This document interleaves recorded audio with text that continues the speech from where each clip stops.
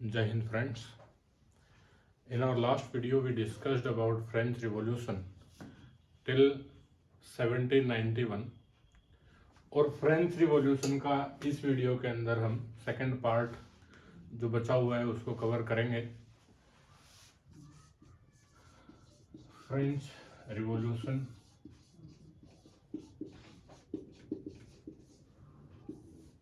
Part second. एक video के अंदर हम उसको कवर करते काफ़ी लंबा हो जाता, इसलिए डिसाइड किया कि 2 वीडियो में इसको कवर करेंगे।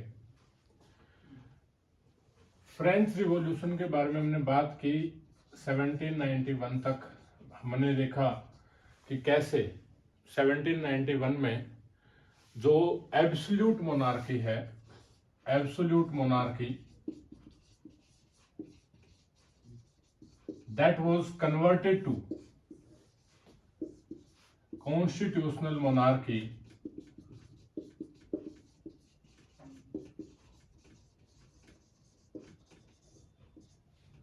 by the Constitution of 1791, which was basically framed by the National Assembly। और नेशनल असेंबली किसने बनाई? नेशनल असेंबली बनाई थी थर्ड स्टेट ने। और थर्ड स्टेट में भी हमें ये पता है, थर्ड स्टेट में भी सामने कौन आए? बुर्जियोजीज आए, जो काफी इंपॉर्टेंट उनके अंदर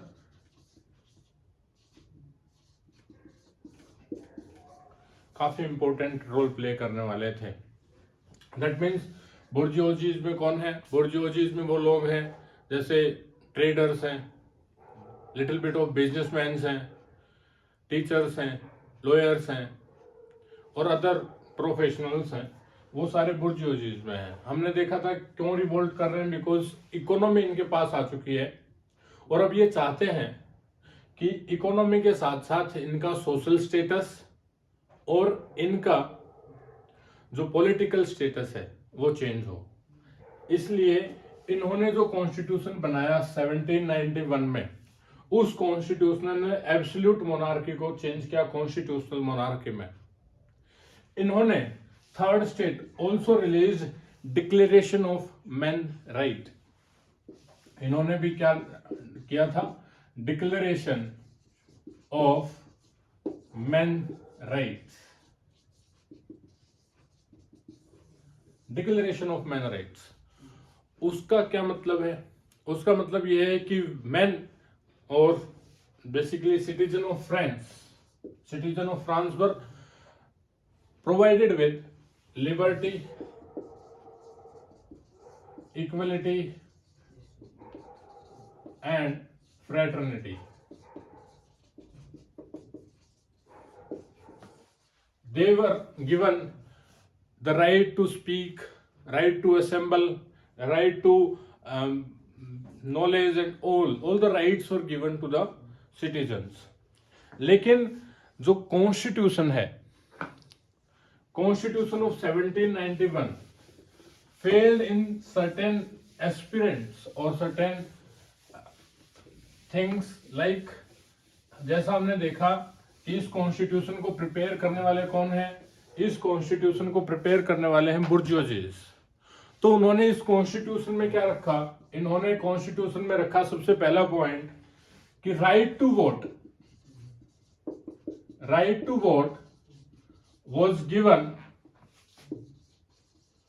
was given only to the citizens who paid 3 days, who paid tax equal to 3 days wages of labor।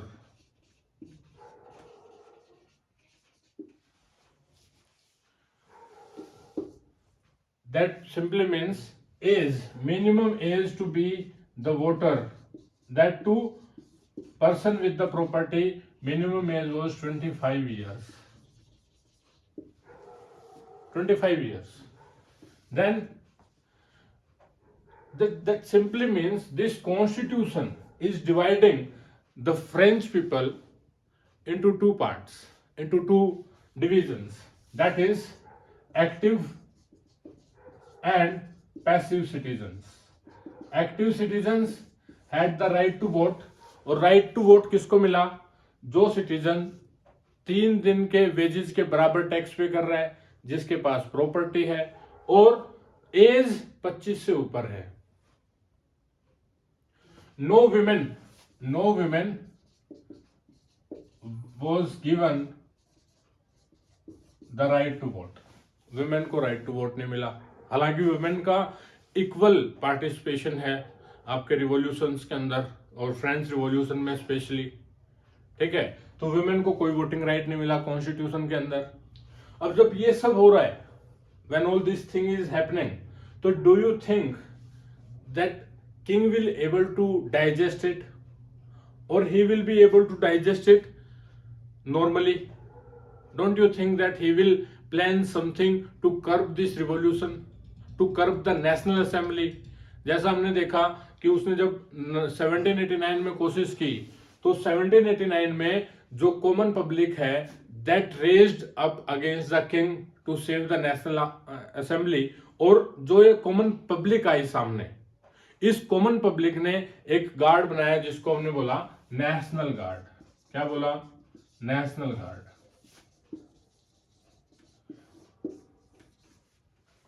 मैंने अपनी पिछली वीडियो में भी कहा कि सबसे बड़ी मिस्टेक क्या है लुइस 16 की, that his army is fighting against common people. आम आदमी से कैसे लड़ सकते हो आप? 1942 इन इंडिया, 1942 भारत छोड़ो आंदोलन, कोई लीडर नहीं है, आम आदमी सड़कों पे उतरा हुआ है. अंग्रेज पागल हो गए कि अब क्या कर सकते हैं, अब किस लीडर को उठा करके जेल में डालें. उससे पहले जितने भी आंदोलन हुए, non cooperation movement, civil disobedience movement, important leaders को उठा करके क्या कर दिया? जेलों के अंदर कर दिया. लेकिन आम आदमी से, कॉमन पब्लिक से कैसे लड़ोगे? औरंगजेब साउथ में लड़ता रहा, लेकिन उसको यही नहीं पता कि वो लड़ किससे रहा है, आम आदमी से लड़ रहा है, आम आदमी से. और आप देखो औरंगजेब के बाद मुगल एम्पायर डिक्लाइन कर गया. हालांकि उसके कई रीजन और भी थे, बट एक रीजन ये भी है. ठीक है, तो आम आदमी से पूरी आर्मी लड़ रही है, आप आम आदमी से नहीं जीत सकते हो. Is that clear? तो national guard was formed by the public of France to save the national assembly. Is that clear? अब जब राजा चुप नहीं बैठेगा तो राजा ने क्या किया? राजा और the Louis 16 at that time tried to get help from neighboring nations. Neighboring nations से उसने हेल्प लेने की शुरुआत की, और शुरुआत हुई ऑस्ट्रिया से. जैसा हमें पता है कि जो मैरी एंटोनेट है, जो wife of Louis 16 was from wife of Louis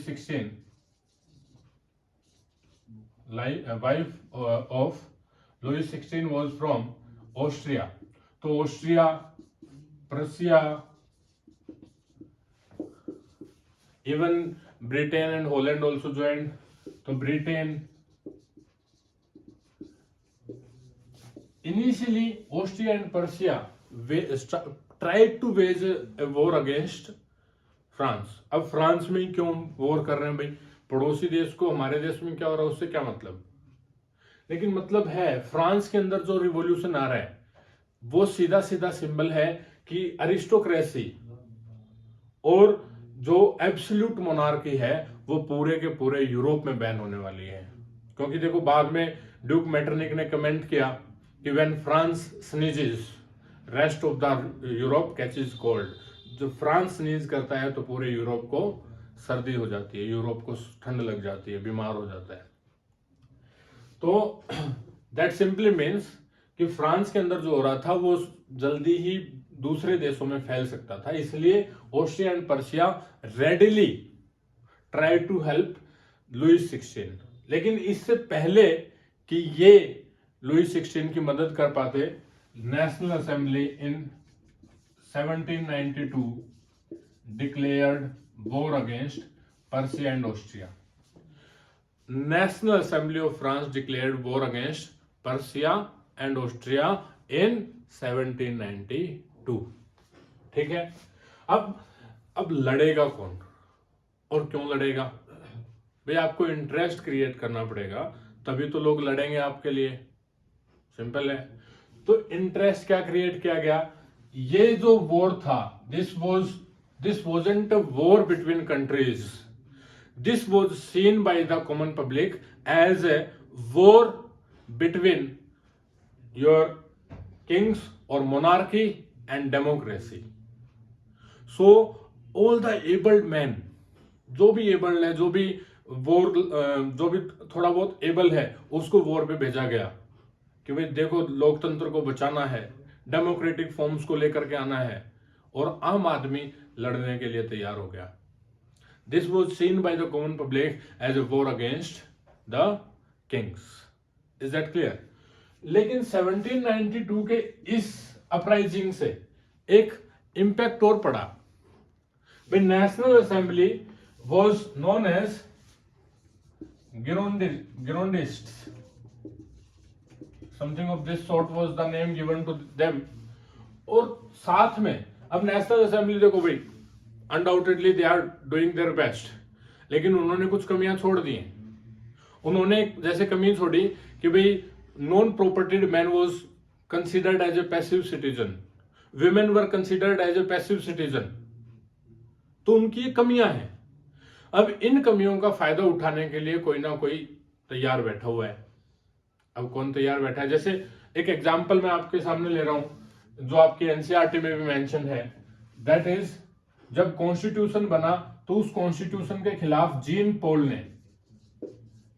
Paul काफी इंपॉर्टेंट नाम रहा हिस्ट्री में, इन्होंने लिखा, the friend of the people करके इनका न्यूज़पेपर था, उसके अंदर इन्होंने लिखा कि this constitution directly proves, the constitution which was framed bye national assembly directly proves that government can only be controlled by the propertied man.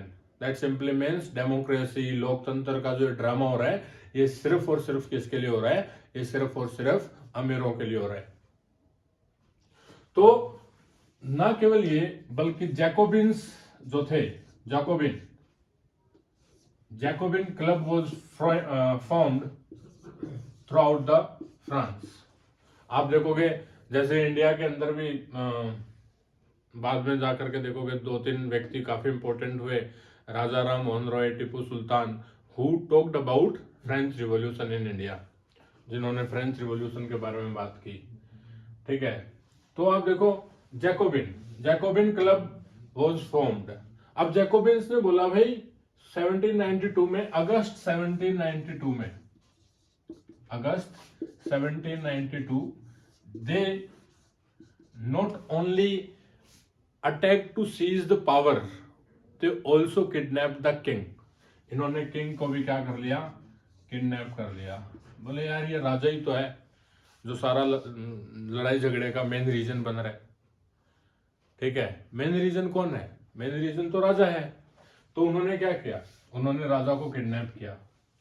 अब now they are coming to power from 1792 to almost by the end of 1794। तो अब कौन आ रहा है? Jacobins. अब Jacobins को क्या भी बोला जाता है? जैकोबिन्स को बोला जाता है द लेफ्ट विंग। क्या बोला जाता है? The left wing. ठीक है, राइट विंग कौन सी है? राइट विंग है national assembly. Is that clear? तो आप देखोगे Jacobins are coming to power. अब जैकोबिन का लीडर कौन है? हमें बचपन में पढ़ाया जाता है, 9th क्लास में हम पढ़ते हैं। Jacobins were headed by Maximilien Robespierre.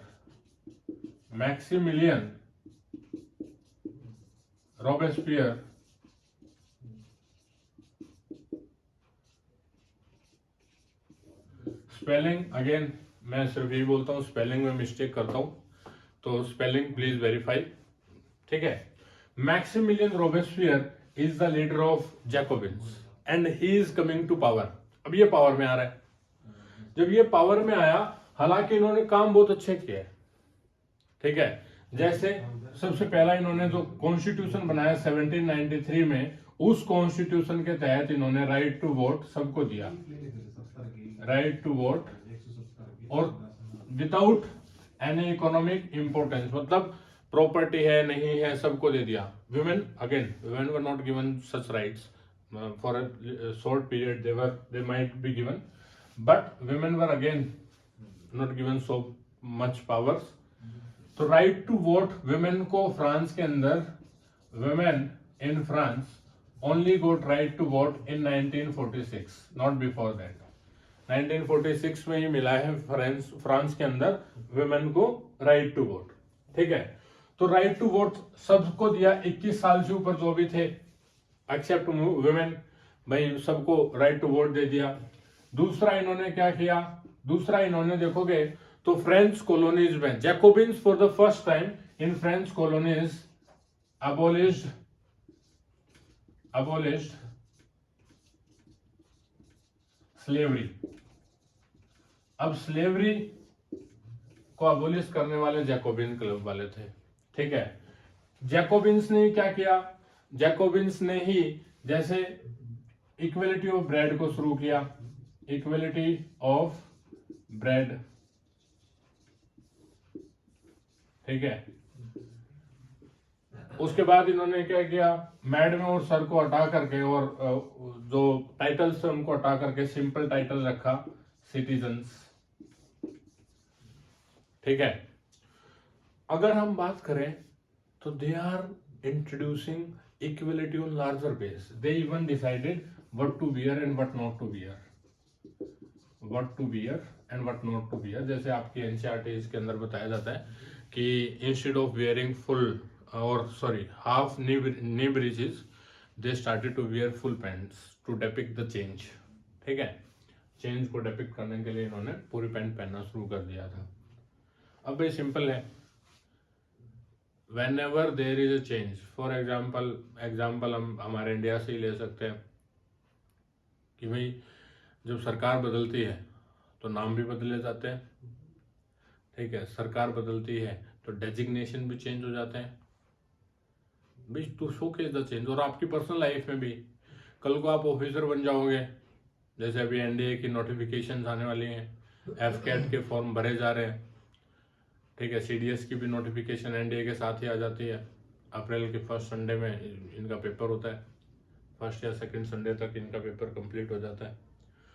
तो जब कल को आप ऑफिसर बन जाओगे तो सबसे पहले जो आप चेंज करोगे वो क्या चेंज करोगे, अपना स्टेटस, ठीक है। हम सबसे पहले अपना स्टेटस चेंज करते हैं, और स्टेटस चेंज करने का हमारे पास सीधा सा सोर्स है। सोर्स क्या है, हम सबसे पहले उन लोगों को फोन करके बताते हैं जिनको हमसे कोई उम्मीद नहीं होती। हालांकि पेरेंट्स को उम्मीद होती है, पेरेंट्स को हम बताते हैं, लेकिन पेरेंट्स के अलावा हम जिसको भी फोन करके बताते हैं, एक दो फ्रेंड जो हमारी ऊंचाई देख करके खुश होते हैं, उसके अलावा जितने भी लोगों को हम बताते हैं फोन करके कि मैं ऑफिसर बन गया, तो यकीन मानो कि हम केवल अपना स्टेटस इम्प्रूव करते हैं। फिर हम जैसे हरियाणा में एक नॉर्मल सा प्रोसीजर है, सामने लगा देते हैं, लोगों को इकट्ठा करते हैं, बताते हैं कि हम ऑफिसर बन गए हैं, स्टेटस चेंज कर रहे हैं हम, ठीक है। तो जब भी पावर के अंदर चेंज आएगा तो स्टेटस चेंज होगा ही होगा, whether you call it social, whether you call it economic, whether you call it political. ये तो सिंपल सी बात है।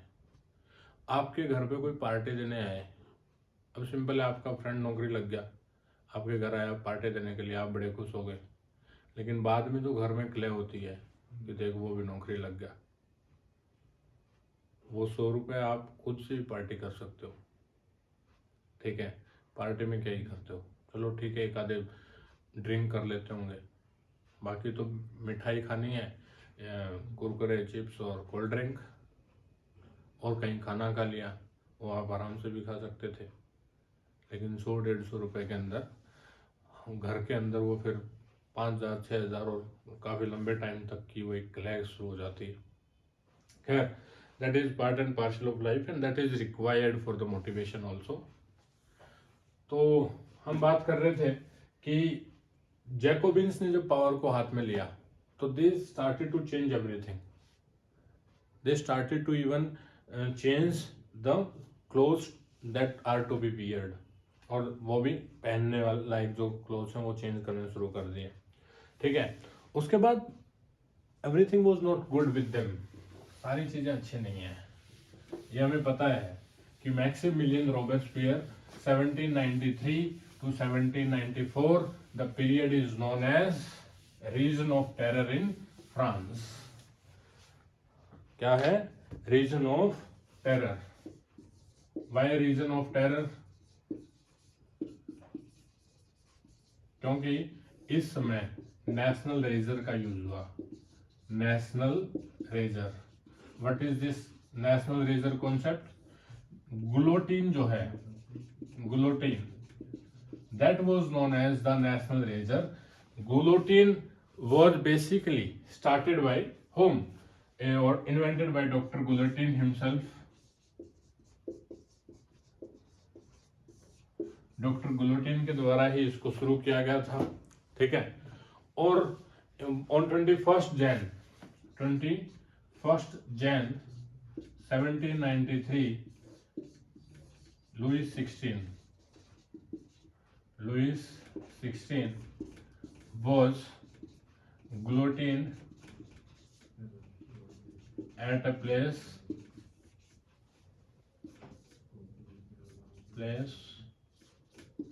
de Concorde.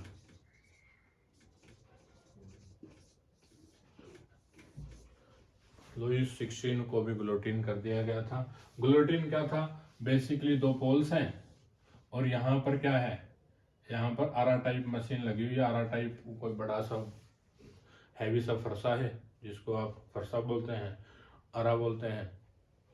और यहाँ पर प्लेस है जहाँ पर जो भी कल्प्रेट है उसकी गर्दन रख के और ऊपर से इसको छोड़ दिया जाता था। वेट के कारण और स्पीड के कारण गर्दन कट के अलग हो जाती थी। तो the period from 1793 to 1794 was known as region of terror for several reasons, ठीक है। अब जैसे जो भी लॉयलिस्ट थे, लॉयलिस्ट टू मोनार्की, सबसे पहले तो उनको गुलोटीन किया गया। उसके बाद जो भी लोग इनकी पार्टी के खिलाफ बोलते थे, जैकोबिन्स के खिलाफ बोलते थे, उनको गुलोटीन किया गया।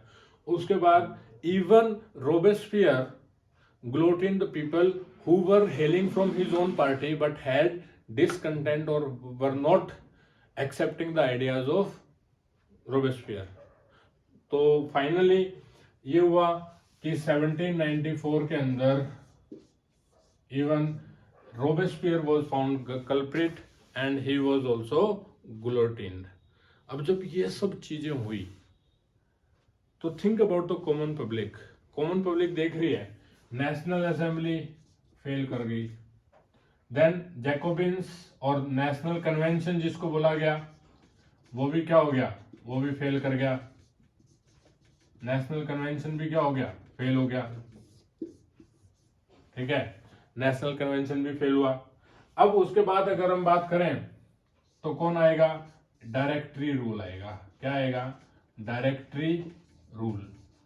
अब डायरेक्टरी रूल क्या है कि जब जैकोबिन्स फेल हुए तो जैकोबिन्स को रिप्लेस किया गया again the traders, again the businessman, again the economically well off class in France got an opportunity to seize the power. और जब अब की बार इन्होंने पावर को सीज किया तो उन्होंने इस बात का ध्यान रखा कि एक आदमी के हाथों में पावर नहीं दी जाएगी, अदरवाइज डिक्टेटरशिप जैसे मैक्सिमिलियन रोबेस्पियर ने शुरू किया वैसे काम शुरू हो सकता है। अब इन्होंने क्या किया, इन्होंने डायरेक्टरी रूल को शुरू किया। अब डायरेक्टरी रूल के अंदर क्या था, डायरेक्टरी रूल के अंदर सिंपल एक सिस्टम इन्होंने अपनाया कि 5 व्यक्तियों को ये चूज करेंगे और इलेक्ट करेंगे इनडायरेक्टली। क्या करेंगे, इनडायरेक्टली इलेक्ट करेंगे। इनडायरेक्टली कैसे करेंगे, इनडायरेक्टली इलेक्ट करेंगे दैट सबसे पहले तो इन्होंने किया कि voting rights were again limited to the propertied man. Voting rights को अगेन प्रॉपर्टीड मैन तक लिमिट कर दिया, ठीक है। तो जो ये वोटर्स हैं ये क्या करेंगे, ये एक असेंबली को इलेक्ट करेंगे और ये assembly in turn 5 directory people को इलेक्ट करेगी। तो इनडायरेक्टली इलेक्शंस, अब इसको समझो। इनडायरेक्ट इलेक्शंस कैसे होते हैं, जैसे मान के चलो कि आपके स्कूल के अंदर अलग अलग क्लासेस हैं, अलग अलग सेक्शंस हैं। अब आपके हर एक सेक्शन से हर बच्चे ने, और जो क्लास के उस क्लास के पर्टिकुलर उस क्लास के बच्चे हैं, उन बच्चों ने वोट करके एक मॉनिटर को अपॉइंट किया। अब ये मॉनिटर्स इकट्ठे हुए और इन मॉनिटर्स ने वोट करके स्कूल कैप्टन को अपॉइंट किया। तो जो स्कूल कैप्टन अपॉइंट हुआ वो आपका इनडायरेक्टली अपॉइंट किया गया बच्चों के द्वारा। ठीक है, बच्चों ने डायरेक्टली मॉनिटर को अपॉइंट किया, मॉनिटर्स ने डायरेक्टली स्कूल कैप्टन को अपॉइंट किया, बट बच्चों ने इनडायरेक्टली किसको अपॉइंट किया, स्कूल कैप्टन को अपॉइंट किया। ठीक है, तो इनडायरेक्ट इलेक्शंस हुए। अब यहां पर भी गड़बड़ हुई, यहां पर भी डायरेक्टरी रूल सक्सेसफुल नहीं हो पाया। उसके पीछे क्या रीजन थे, उसके पीछे रीजन ये था कि डायरेक्टरी रूल के अंदर again the power conflict was there. whenever these directory people hailing from directory wanted to do something, they were always responsible to the assembly। तो असेंबली उनको हर बार हटाने की और ये जो रिमूव करने की जो धमकी है वो लगातार दे रही है। तो ये भी क्या हो गया, डायरेक्टरी रूल भी after some time paved the way for the rule of, you can say, consulate. किसके लिए शुरू हो गया, कॉन्सुलेट रूल। कब, 1799 के अंदर।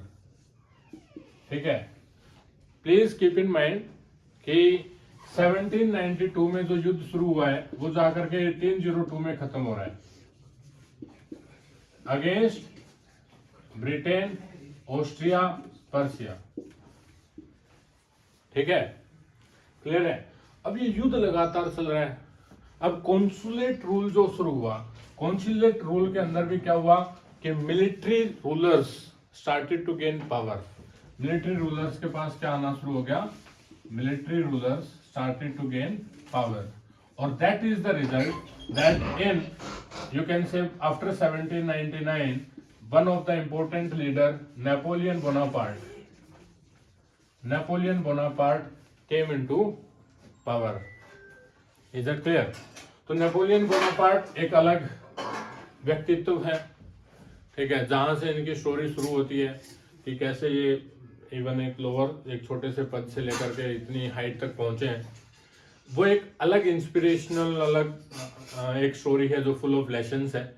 मैं उसको अपनी अगली जो वीडियो होगी उसके अंदर उसको कवर करेंगे। तो आप देखो कि हमने इस वीडियो के अंदर क्या देखा कि हाउ फ्रांस स्टार्टेड फ्रॉम, और दिस रिवॉल्यूशन, इस रिवॉल्यूशन की बात करें तो सबसे पहला जो लेसन हमें मिला, जैसे मैं हमेशा बताता हूं कि हिस्ट्री इज नथिंग, हिस्ट्री कुछ नहीं है। हिस्ट्री को अगर आप 2 भागों में डिवाइड करोगे तो हिस्ट्री क्या है, आप देखो, history is high plus story. High का मतलब है जब भी हम व्हाट्सएप पे, मैसेंजर पे, इंस्टाग्राम पे किसी को हाई लिखते हैं, उसका क्या मतलब है, मैसेज। तो क्या हुआ, स्टोरी विद मैसेज। अब ये जो फ्रांस की स्टोरी है उससे हमें क्या सीखने को मिला, number 1, economy, if the economy is strong then economy can help you in creating your empire. And I have also learned from somewhere that E cube should be the formula adopted by the students in their life. That simply means education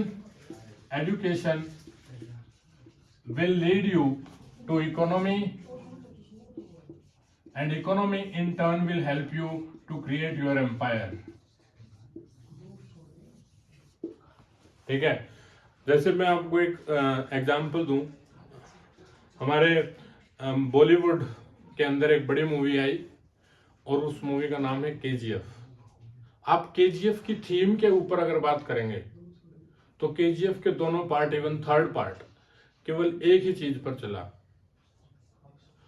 जो यश साहब हैं, KGF के जो hero हैं, वो अपनी माँ को क्या प्रॉमिस कर रहे हैं, वो प्रोमिस कर रहे हैं कि आई विल अर्न बेशुमार पैसा और बेशुमार पावर, बेशुमार इकोनॉमी, बेशुमार पैसा और बेशुमार पावर। ठीक है, तो क्या है, get good education, quality education, work hard rather than running behind anyone, run behind your dreams. ठीक है, and create an very good economy and this will help you create your empire. तो सबसे पहला मैसेज है इस lesson का, वो क्या है, economy is equal to empire.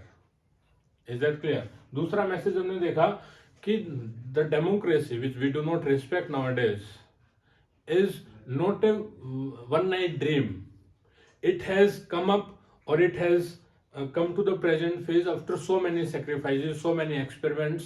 सबसे पहले absolute monarchy was converted into constitutional monarchy then converted to republican state then converted to directory rule then converted to consulate, and consulate again converted into military dictatorship. But dictatorship again, जब 10th class में आप पढ़ते हैं तो dictatorship again was converted to democracy. ठीक है, तो ये हमने देखा कि एक साइकिल के तहत ये चीजें आई। दूसरा हमने देखा फ्रांस की जो इम्पोर्टेंस है, फ्रेंच रिवॉल्यूशन की जो इम्पोर्टेंस है। जैसे कई बार जब बच्चे हिस्ट्री लेते हैं, 9th क्लास में हिस्ट्री पढ़ते हैं, तो उनका बड़ा ये डाउट रहता है कि हमने इंडिया की तो हिस्ट्री पढ़नी पढ़नी है, वर्ल्ड की हिस्ट्री और पढ़ा रहे हैं, यूजलेस। लेकिन हिस्ट्री कभी यूजलेस नहीं है। History is a powerful subject which always provide you with an number of messages. ठीक है, तो ये मैसेज है कि democracy, how do we reach up to democracy, equality, liberty, fraternity, ये सारे कॉन्सेप्ट कहां से आ रहे हैं? ये कॉन्सेप्ट आ रहे हैं बेसिकली फ्रेंच रिवॉल्यूशन से।